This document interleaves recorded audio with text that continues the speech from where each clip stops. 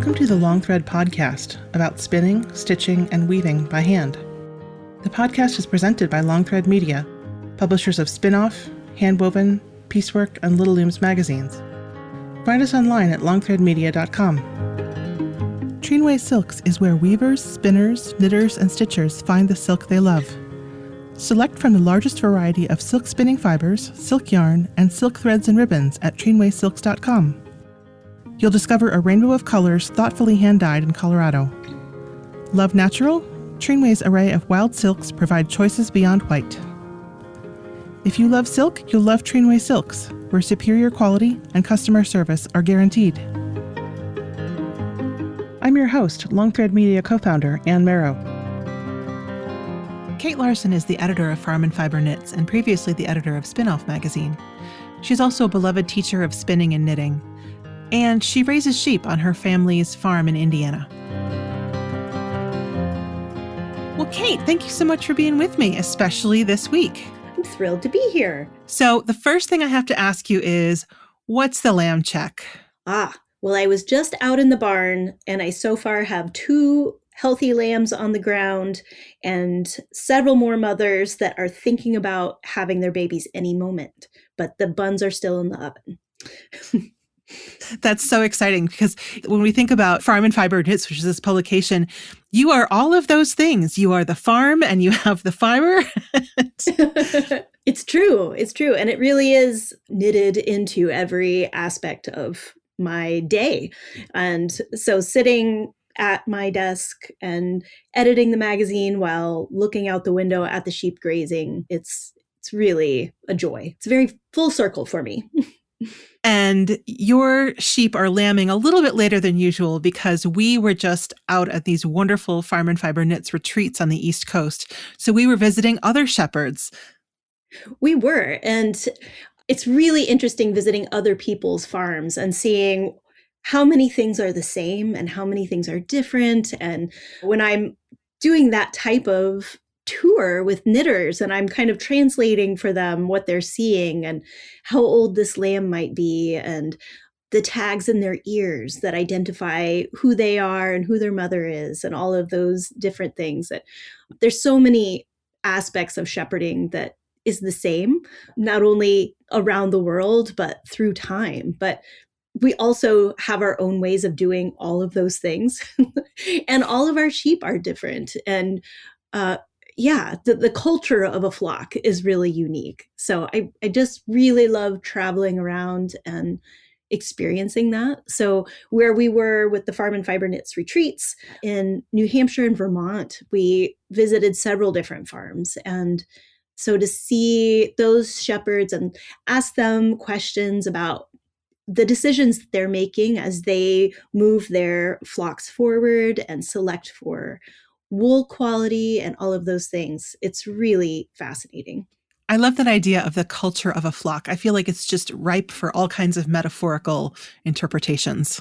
It really is. And some of it's about breed. Certain breeds of sheep have their own way of being. Some don't like interacting with people as much.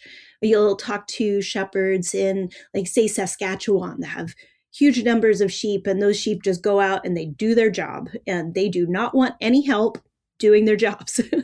And then you have breeds of sheep that are more interactive. And I have one of those. I raise border Leicesters. And if you've ever seen the movie Babe about the little pig who makes friends with sheep, and if he asks politely, they will do anything for him, they name border Leicester as the breed. And that someone who made that movie and wrote that script had met border Leicesters before.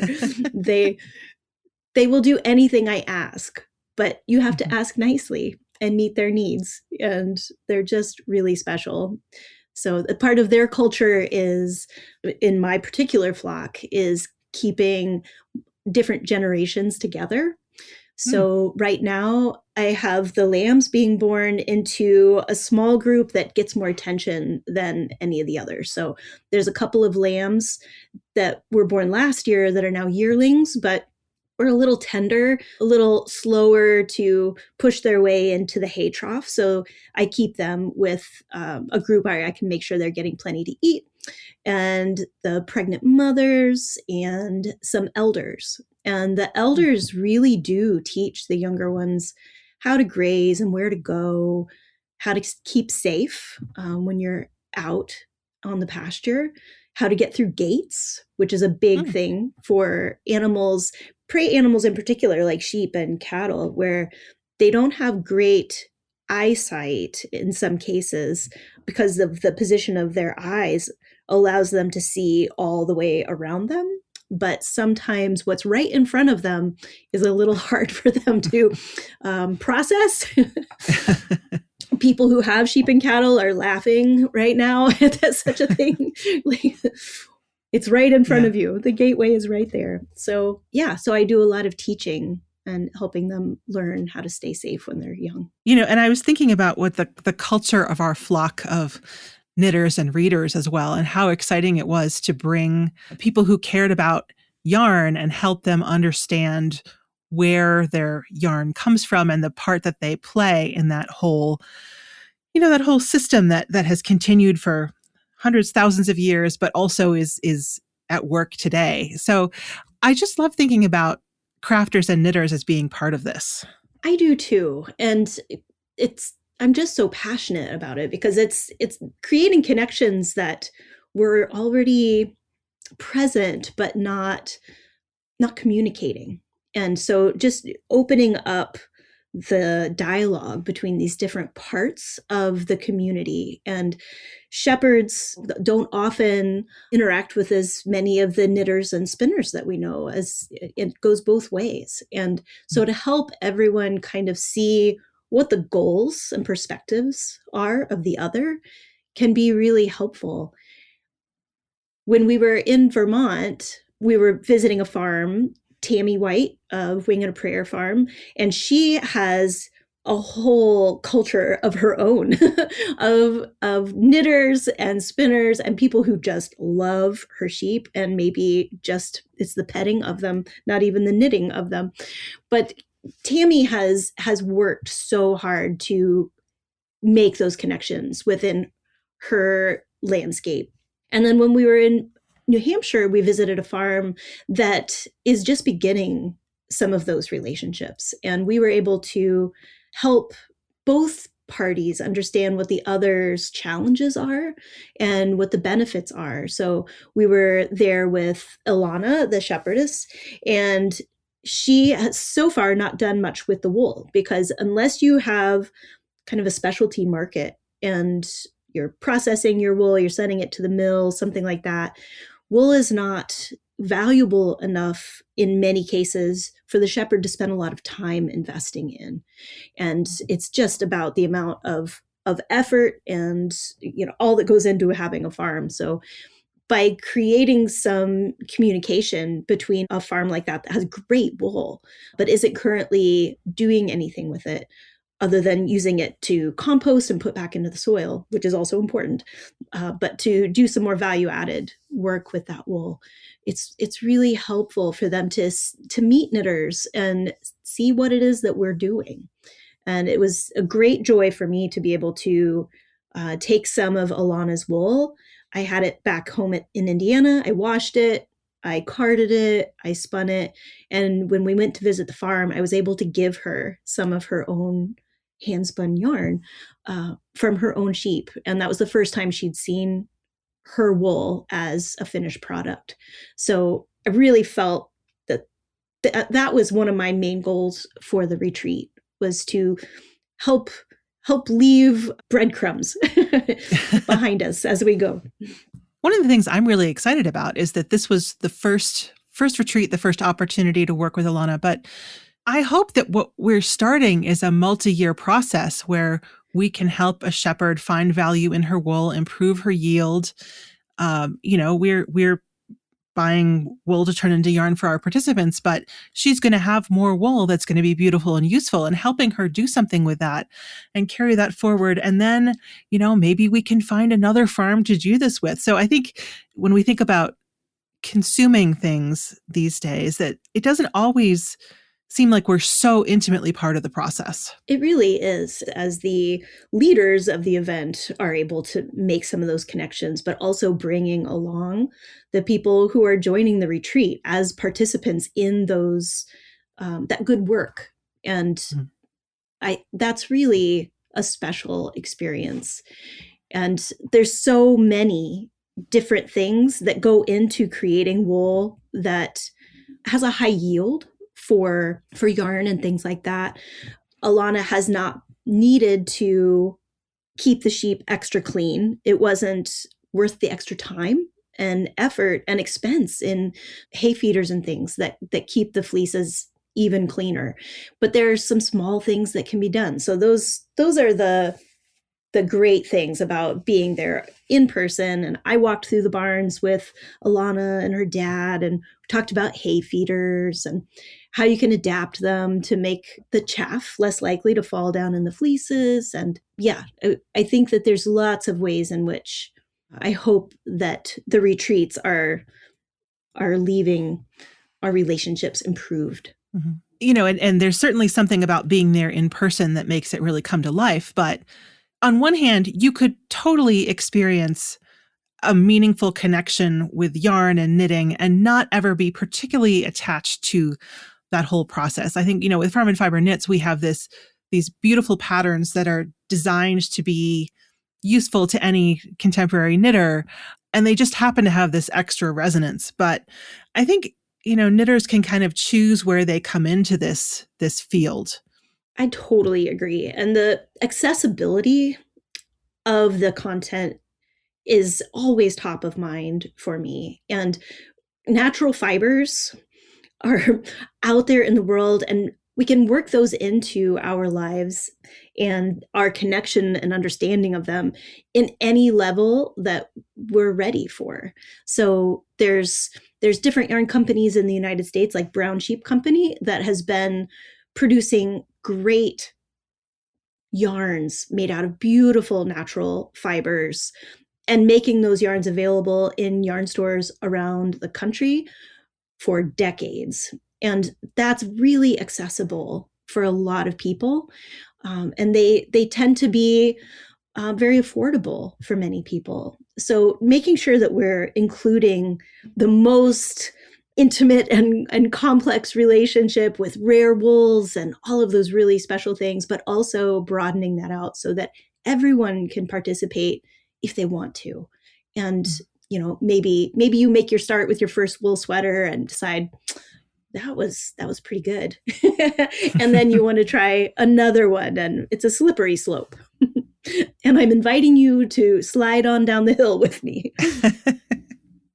One of the really fun things about the magazine is that as much as I would love to, we cannot actually go and have a retreat in all of the places around the world that are doing this. I'm thinking right now of Sissel Christiansen, but then also, you know, we've talked to the folks at Wool Dreamers in Spain, but you get this armchair experience of reading about meeting folks who have been following these long knitting and wool traditions of their own that are local to them, and that then we can either read about or knit along with, but finding the ways that all this stuff connects us. And I think that a print magazine can be a really great place to do that, some of that armchair traveling. Yeah, it's really exciting to have this quarterly magazine that I feel like for both you and I, coming from our background as former spin-off editors and being fully immersed in all of the different natural fibers that the world has, and making that type of content and all of the different stories that are happening all over the world available to knitters specifically, and how to translate that to those of us who aren't necessarily washing the fleece, or like me, birthing the lambs, but to make the connections with all of those natural fibers part of an everyday experience. And it really is a lifestyle for a lot of people. And I think that that's what the magazine is about.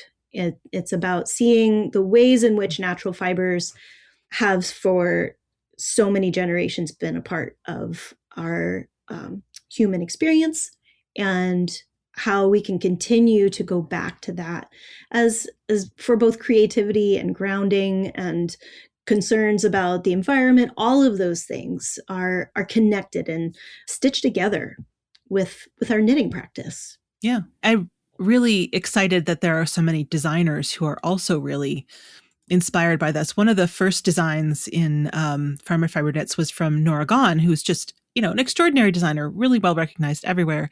And she actually came into this partly because she went to see Tammy at Wing and a Prayer Farm and bought some yarn from her and has helped be part of their fiber production process. So there's a number of other designers who are just beloved and do extraordinary work who have kind of, gone on this journey with us, Seth Richardson and Olga Potano and Julia Farwell Clay. And just, it really seems like kind of a groundswell.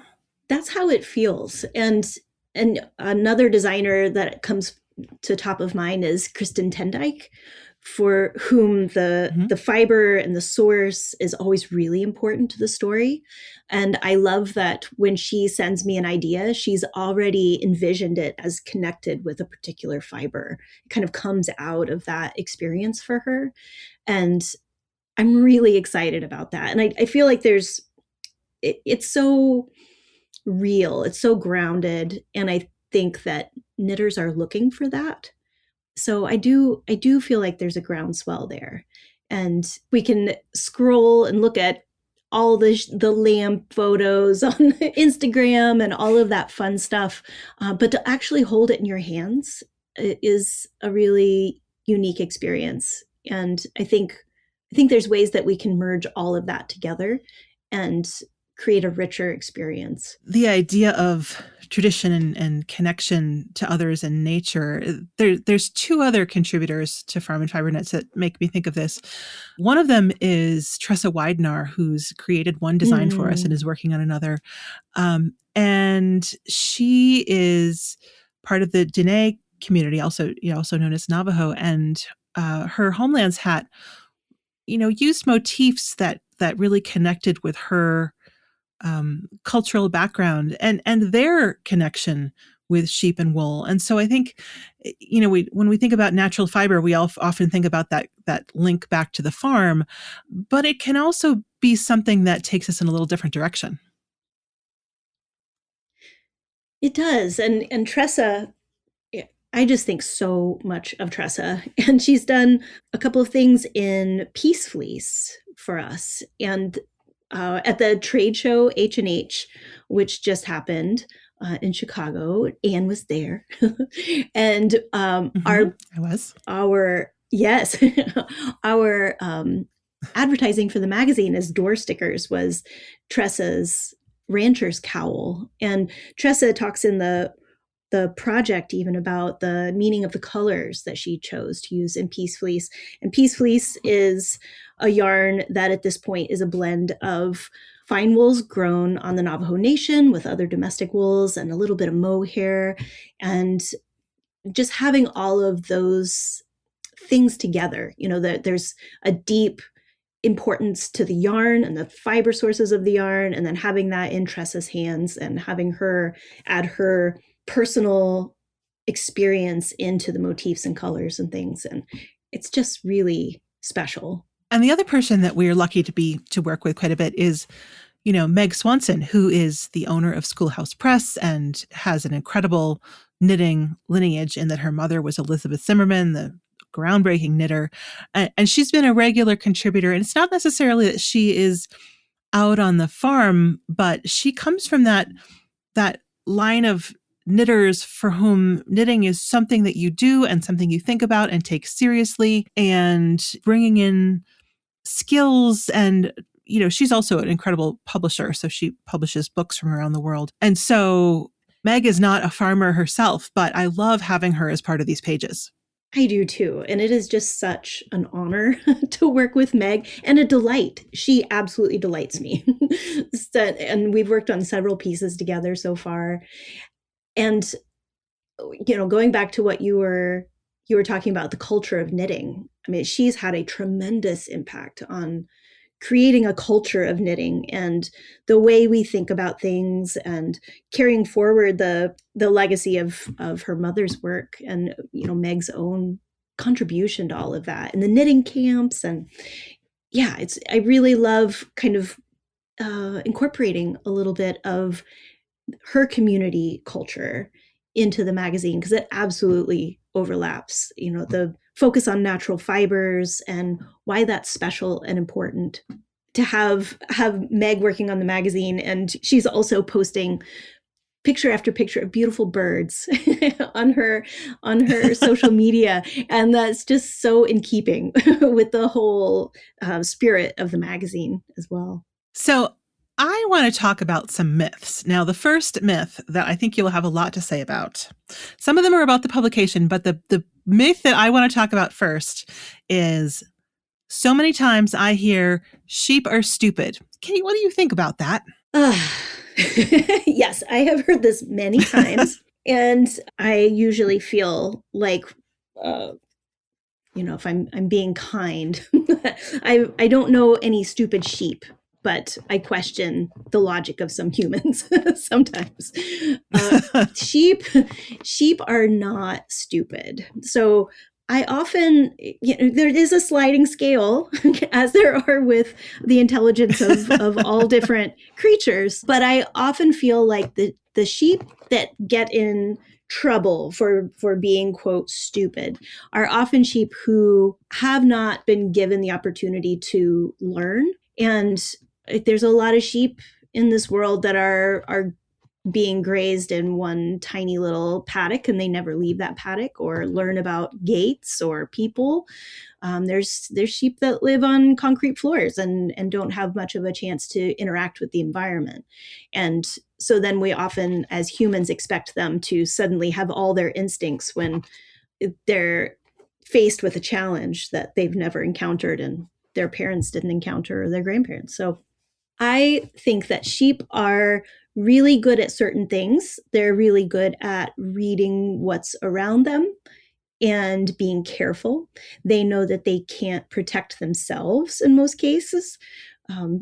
Aggressive rams have a better chance at that, but sheep for thousands of years have protected themselves most effectively by recognizing who was the leader.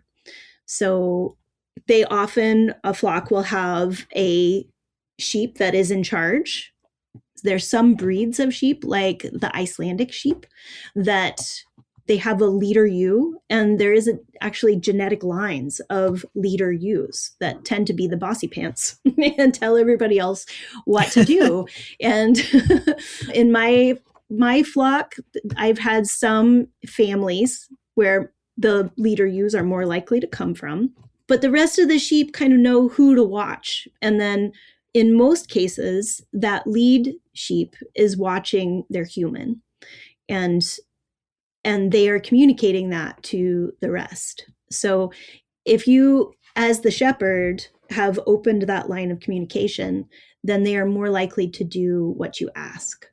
And I find that my sheep do amazing things that they're not supposed to do, like running into a dark barn can be a scary thing for some sheep. There's lots of different things that have been investigated and researched. And Temple Grandin has done a lot of research into this, the psychology of animals and what is scary and what is not. And we as humans can help them avoid some of those things if we choose to. But I find them to be very intelligent. And a lot of research has gone into sheep intelligence, and they have some really remarkable qualities. Like they have the ability to recognize their shepherd in photos and from different angles. And so if they see pictures of their shepherd in profile, so it's going from a human to a photo to a profile of that person, they still have a remarkable likelihood of getting it right, more than many other types of animals. And there's a lot of research into just how many sheep faces and human faces they can remember, which is just extraordinary. And they're even used in some types of pharmaceutical research, like into Huntington's disease in humans. They often use sheep as some of the research animals because they have a lot of cognitive benefits. It reminds me of something a shepherd, Nancy Earlbeck, said from Anna Runes. She said that sheep are emotional, that it's not a question of intelligence, that they're emotional. That is really interesting and astute, I think. So currently we are going through shearing season, and I used to have a wonderful shearer who came during COVID. Her other job was working as a laboratory technician. So she wasn't able to come. So my husband and I bought shearing equipment and learned to do it ourselves. But their emotional state has a lot to do with how shearing goes. And I've even found that if they start to get anxious, if I can turn their head and they can see what's happening, they can see the shears, stop and talk to them about it, and they will immediately calm down. And if they can keep their brain engaged and not panic. Panic is a thing that can really happen with sheep. And I think that's where often people, I think that's where the myth about them being stupid comes from. And yeah, if they can keep their wits and be confident that they're safe, they can make better choices. Oh, so many metaphors in that. But sort of switching gears to, one of the couple of the questions I've had around farm and fiber knits, especially last week at H&H. Some people think that the magazine is only for people who are hand spinners, or that it's only for small batch yarns, that it's only for people who are growing their own sheep, or, living that kind of back to the earth lifestyle. And so I'm just curious how you approach that. I mean, we've talked about how this is, that this is a very just authentic part of your life, but can you talk a little bit about how you envision, readers working with this, both with the yarns and with the stories, and, just how they find the magazine?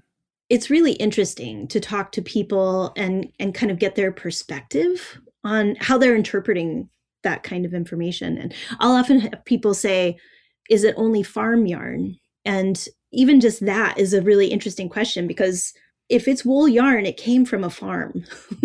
So what are we thinking of as farm yarn? Does it have to be small batch? And in a world of synthetics, I think just getting acclimated to looking at labels and looking for natural fibers is a really great first step. And when I'm creating the content for the magazines, I'm really trying to be as inclusive and welcoming of all the people at different points in that journey or interest levels. Because if all of those natural fibers came from a farm, or if we're looking at cotton, it brings us all together from different backgrounds. So you might be someone who is living a very urban lifestyle, but you're concerned about fast fashion and having everything in your sweater stash be a poly blend. Starting to look at knitting with natural fibers and blends and what different fiber combinations do and all of that. You can be invested in those types of things and where your fiber comes from, even if you are never going to step foot on a farm, which is totally fine. And we all are part of this same story, and trying to find ways that everyone can enter that room is really exciting. So I think that we try, as we are curating yarns and stories for the magazine, you and I both, we're looking at small batch farm scale yarns, but we're also looking at those intermediate size companies like Mountain Meadows, where they're using wool from lots of different ranches in the West and then combining those into yarns. And then there's big international level yarns, and those fibers, even if it came from a big company based abroad, it was still grown by an animal on a piece of landscape, and understanding where all of those come from and how we all interact with it. I think it's a really rich mix to keep all of those different perspectives in the hopper. I find it exciting. I find it more exciting than just drilling down and focusing on only small batch boutique yarns. And you used to work in a yarn store. So figuring out how to match a pattern with a yarn and seeing what people actually pick up and play with, whether it's, a color or a texture or a story, that's something you definitely bring to it. It's really important to me. And I spent 10 years working in really busy yarn stores around the Indianapolis area, and just seeing so many different people come and interact with the fiber and what they wanted or needed from it. Some people are more invested and want to learn where the wool came from and what the wool blend is like, why some yarn pills and some doesn't. Some people just want to sit and knit because their life is really stressful. I've designed multiple different super simple scarf patterns for, I had someone who worked in hospice, and they just needed to knit. They just needed something simple. But they were interacting with the feel of the yarn and the fiber. So all of those perspectives are really, they inform one another. So those years working in yarn stores, and somebody brings in a pattern that's an idea. They want to wear this sweater, or they really love the way this yarn feels. Now we need to find a pattern. You can come at it from all those different directions. And one of the things that I added to our pattern library that I was really excited about was Sandy Rosner created designs for a couple of different projects: fingerless mitts, hats, and socks. And they are all designed so that you can use any yarn. All you need to do is knit a swatch, get your gauge, and then you can plug it into this pattern. And that really gives you a lot of freedom as a knitter to start with whatever yarn you want to work with. And so if you are fiber centric, or you bought this one skein of gorgeous yarn from the farmer's market, but it doesn't have a label on it, how on earth are you going to come up with a pattern if you don't know what gauge it is? This gives you a way to kind of walk through that and be yarn forward. Okay, I have to pause and tell you a funny story about not having a label on the yarn and having to match yarn. At least I think it was funny. I happened to be visiting China. I visited the city of Suzhou, which is known for their silk, but I hadn't made any plans in advance. I just sort of got there after the end of the day. Everything was closed. So I'm wandering around, and I wander into this very dark little store that sold yarn. And all of the labels were in Chinese characters. And obviously I couldn't make heads or tails of them. And well, maybe not obviously, but I couldn't make heads or tails. And a lot of them had, but the numbers I recognized. And so I kind of got a feel for when I was touching them, what they were. And some of them would have percentages and some of them were blends. And I found some in the back, and I thought maybe it was wool. And so I took it up to the counter, and I drew a really terrible picture of a sheep, and I showed it to the person, and I pointed to it, and I was like, I pointed and she nodded, and I went, bah, and I pointed again, and she nodded, this time looking at me as though I were truly crazy. And then I wrote down 100% question mark, and she nodded at me.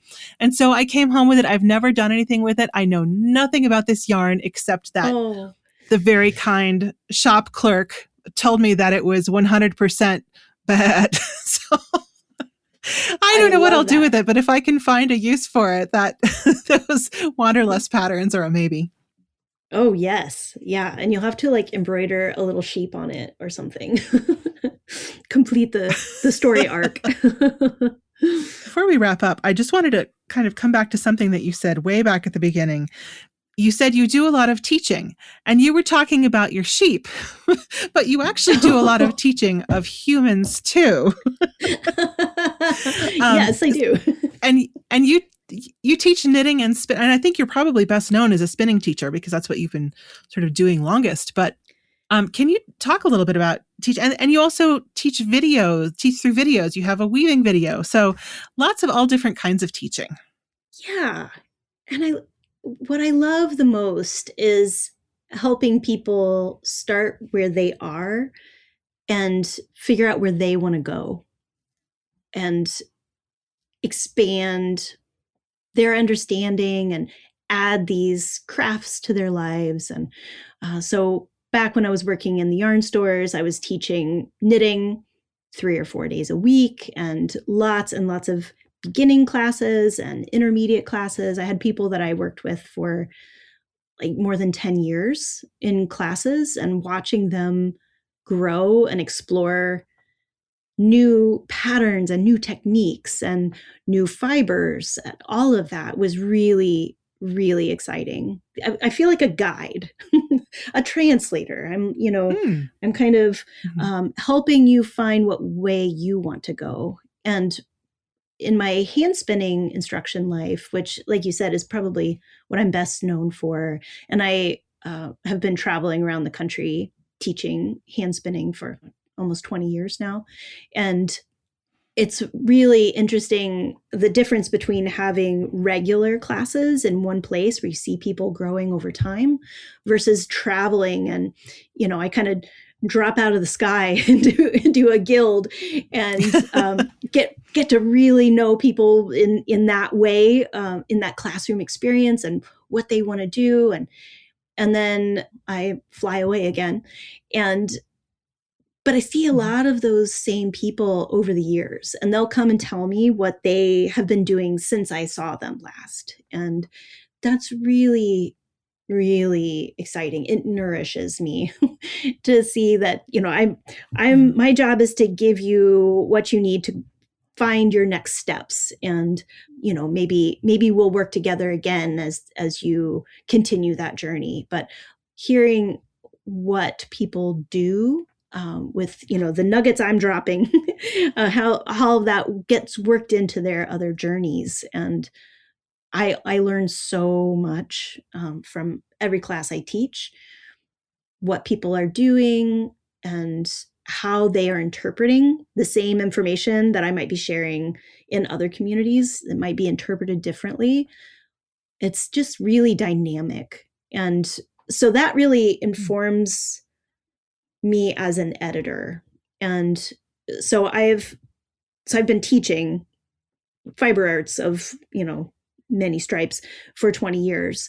And I've been contributing to Spin-Off and then other publications in our canon for almost as long as that. But once I finally came on board as an editor, maybe 7 years ago, it really was so informed by my teaching experience and understanding how different our perspectives can be, how the different way we might be, questions that we might have as we read an article or a technique, and kind of anticipating what people might need and what resources they might want to go to next.